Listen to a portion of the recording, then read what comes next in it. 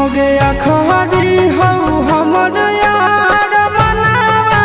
तो एक बेर बात कर लगे हो गया खरी हो हमर यार मनावा तो एक बेर बात कर लगे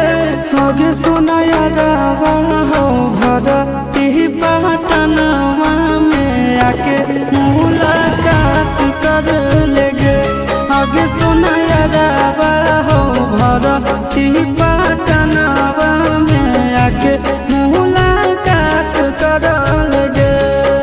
आगे चली जाइबौ छोड़ी के दुनिया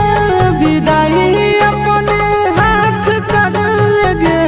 आगे सोना यारावा हो भरती पटनवा में आके मुलाकात कर लेगे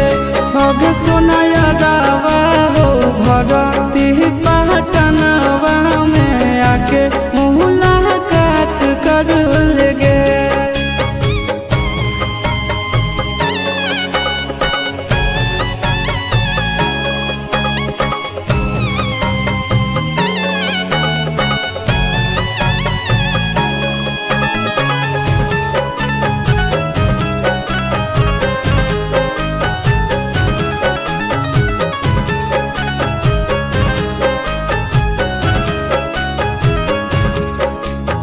मरे घर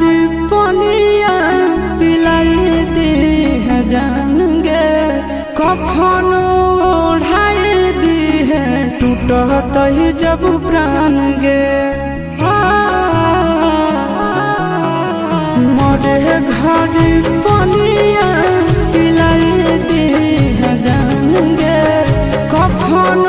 ओढ़ाई दी है टूटत ही जब प्राण गे आगे हमारा से तोरा जाती प्यार होता भेंट साक्षात कर लगे आगे सोना यारावा हो भरती पटनवा में आके मुलाकात कर लेगे आगे सोना यारावा हो भरती पटनवा में आके मुलाकात कर लेगे।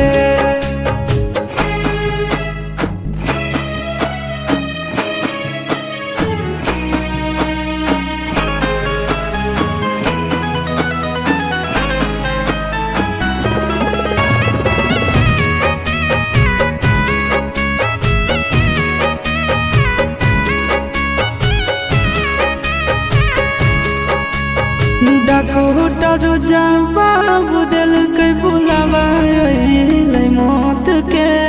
देखी के चेहरा जानू चल जाई है लौट के डॉक्टर जवाब दिल के बुलावा मौत के देखी के चेहरा जानू चल जाई है लौट के आगे अमन आलम दिला आशीष नंदन से औरी विश्वासघात कर लगे आगे सोना यारावा हो भरती पटनवा में आके मुलाकात कर लेगे आगे सोना यारावा हो भरती